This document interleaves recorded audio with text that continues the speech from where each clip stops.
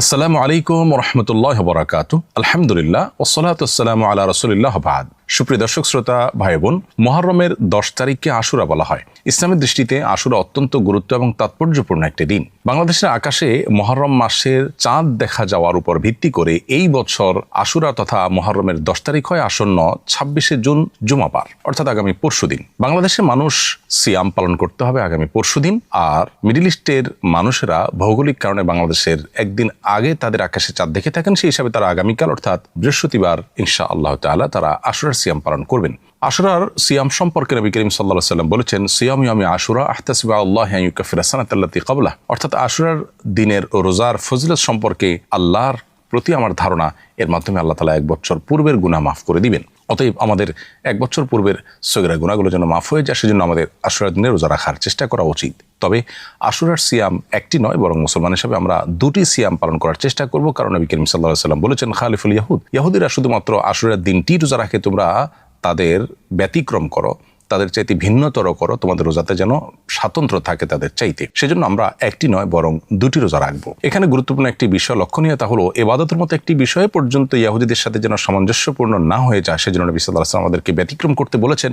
সেখানে জাগতিক বিষয়, এমনকি পাপাচারের বিষয় যদি আমরা তাদের অনুকরণ করি, তাদের ফলোয়ার হই, তাহলে সেটা কত বেশি আমাদের জন্য ক্ষতিকর এবং গর্হিত হতে পারে তা বলার অপেক্ষা রাখে না। অতএব আশুরা উপলক্ষে আমাদের 2টি সিয়াম পালন করা দরকার। বাংলাদেশের আকাশে মুহররম মাসের চাঁদ দেখা গেছে যেদিন, তার উপর ভিত্তি করে আমরা আশুরা রোজা রাখবো ইনশাআল্লাহ আগামীকাল বৃহস্পতিবার এবং পরশু শুক্রবার, অর্থাৎ আজ বুধবার দিবাগত রাতে সারি খেয়ে আগামীকাল আমরা রোজা রাখবো ইনশাআল্লাহ, এবং সেই সাথে আগামীকাল দিবাগত রাতে সারি খেয়ে আমরা জুমাবার রোজা রাখবো। আল্লাহ রাব্বুল আলামিন আমাদেরকে আশুরার সিয়াম পালন করার তৌফিক দান করুন। আশুরা মূলত মাজলুম মানুষদেরকে জুলুমের হাত থেকে রক্ষা করার চেতনার নাম। আল্লাহ রাব্বুল আলামিন বনী ইসরাইলকে এদিন জুলুম থেকে রক্ষা করেছিলেন। মুসা আলাইহিস সালামকে আল্লাহ তাআলা বিজয়ী করেছিলেন এবং জালিম ফেরাউনের পতন আল্লাহ তাআলা এই দিনে ঘটিয়েছিলেন। কারবালার যে ঘটনা এই একই দিনে ঘটেছে, সেখানেও অবশ্য সত্যের জয় হয়েছে এবং মিথ্যার পরাজয় হয়েছে, জুলুমের পরিণতি অত্যন্ত করুণ সাব্যস্ত হয়েছে। কারণ সেদিন নবী করিম সাল্লাল্লাহু আলাইহি ওয়াসাল্লাম প্রিয় দৌহিত্র হোসেন রাদিয়াল্লাহু তাআলা আনহুকে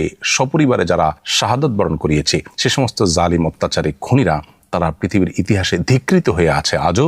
আর হোসেন রাদিয়াল্লাহু তাআলা আনহু এবং তার সঙ্গে যারা ছিলেন তারা আজও অমর হয়ে আছেন, সত্যের ব্যাপারে কোনো প্রকার কম্প্রোমাইজ না করে মিথ্যার বিরুদ্ধে আজীবন লড়ে যাওয়ার মধ্য দিয়ে। অতএব এটাই হলো সত্যিকারের বিজয়। অতএব সত্যের বিজয় এবং জুলুম এবং অন্যায়ের পরাজয়ের চেতনা মূলত আশুরার চেতনা। বিধায় আমরা সবসময় মাজলুমের পক্ষে থাকবো, জুলুম থেকে নিজেকে বাঁচিয়ে রাখবো এবং আশুরার সিয়াম পালন করার চেষ্টা করব। আল্লাহ তাআলা আমাদেরকে তৌফিক দান করুন।